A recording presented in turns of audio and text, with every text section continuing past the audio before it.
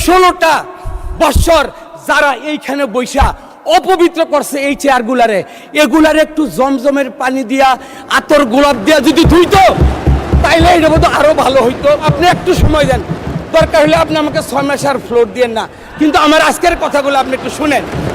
ওয়ালাকির রাসূলুল্লাহি ওয়া খাতামান নাবিয়্যিন ওয়া কানা আল্লাহু বিকুল্লি শাইইন আলিমা। কোরআনের একটা আয়াত আছে, এই কোরআনে তো কেন বলি, ওনাদের পাশে বসি তো, এই আলেম ওলামাদের সোহবতে থাকলে এই বাতাসে বাতাসে দুই একটা কথা আমি ইনশাআল্লাহ বলার চেষ্টা করি। 2 মিনিটে শেষ করেন। একটু আমার আরেকটু মানে একটু সময় দেন প্লিজ। আপনি আপনাকে বলে দেই আপনাকে কেন আমি ভয় পাই। আমার এখানে ইকবাল সাহেব বসছিল, একদিন সময় বিধি চাইছিল, আপনি তারা বলছিলেন এইখান থেকে ওইখানে যাইতে 40 বছর লাগছে।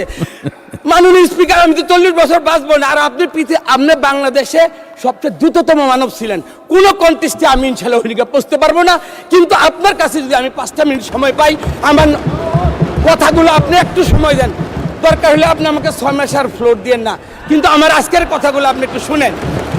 জয়নাল আবদিন ফারুক উনি সাইজ দেখলেন, এটার ওজন দেখলেন, কিন্তু বিগত 16টা বছর যারা এইখানে বৈশা অপবিত্র করছে এই চেয়ারগুলারে, এগুলারে একটু জমজমের পানি দিয়া আতর গোলাপ দিয়া যদি ধুইতো তাইলে এটা বোধ আরো ভালো হইতো। তো আমি ওনাকে একটু আপনার মাধ্যমে বলতে চাই, সাইজ এবং এগুলা ঠিক করে মাননীয় সদস্য এখন থেকে 3 মিনিটের মধ্যে শেষ করেন। আচ্ছা, আজকে আরেকটা কথা বলা হয়, এইখানে প্রায়শ একটা কথা বলা হয় কি, এইখানে বলে কি, মানে এই জিনিসটা আমার খুব, আমি দাঁড়িয়েছিলাম, সেটা হলো আমার ধর্মীয় অনুভূতি মানে আঘাত লেগেছে। কোরআনের একটা আয়াত আছে, এই কোরআনে তো কেন বলি, ওনাদের পাশে বসি তো, এই আলেম ওলামাদের সোহবতে থাকলে এই বাতাসে বাতাসে দুই একটা কথা আমি ইনশাআল্লাহ বলার চেষ্টা করি। বিসমিল্লাহির রহমানির রহিম। ওয়ালাকির রাসূলুল্লাহি ওয়া খাতামান নাবিয়্যিন ওয়া কানা আল্লাহু বিকুল্লি শাইইন আলিমা। আল্লাহর মনোনীত কে? আল্লাহ। আমার রাসূলকে? রাসূল আল্লাহর রাসূল, এবং খাতামান নাবিয়্যিন, এরপরে আর কোন নবী আসবেন না। ওয়া কানা আল্লাহু বিকুল্লি শাইইন আলিমা, যে আল্লাহ তাআলা সর্বজ্ঞ, তার মানে আল্লাহ যা বলছেন আমার থেকে এই আকীদাটা নিশ্চয়ই ওনাদের ভালো। আমরা প্রায়শই বলি দুনিয়াবি কাজের জন্য আমরা কি করি, আমরা বলে কোথায় বলে বেহেশতের কথা বলি। আমি যতটুকু আমি জানি, রাসূল সাল্লাল্লাহু আলাইহি ওয়াসাল্লাম তার জীবদ্দশায় আশারে মুবাশশারা 10 জনের সংবাদ দিচ্ছেন। বদরের যুদ্ধে যারা নিহত হয়েছেন তাদের ব্যাপারেও একটা কিন্তু সম্মুখে একটা ধারণা দিয়ে গেছেন, কিন্তু দুনিয়াবি বাংলাদেশের কারণে আমরা তো এরকম কোনো সুসংবাদ পাই নাই যে আমার দল করলে, আমার আদর্শ মধ্যে থাকলে জান্নাতের সুসংবাদ আমরা দিতে পারি।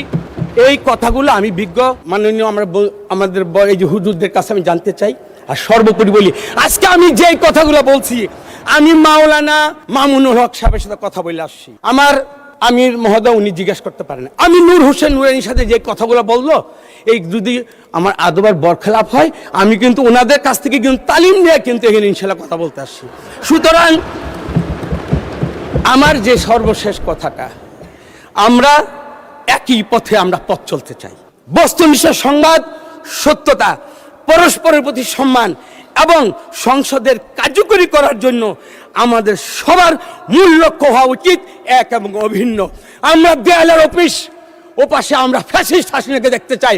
কোনো ভিন্নতায়, কোনো মত পার্থক্যের কারণে ওই ফ্যাসিস্ট হাসিনাকে যখন বাংলাদেশ আসবে, আমি আপনি সবাই কম বেশি ক্ষত বিক্ষত হব।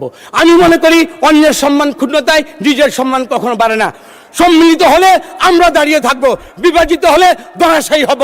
2 দিন আগে আমরা, 2 দিন পরে আপনারা। সুতরাং আমরা বাংলাদেশের মানুষ, বাংলাদেশকে নিয়ে বাঁচতে চাই, স্বাধীন সার্বভৌম এই সংসদকে নিয়ে আমরা বাংলাদেশকে আলোকিত বাংলাদেশ করতে চাই। মাননীয় স্পিকার, আপনাকে ধন্যবাদ।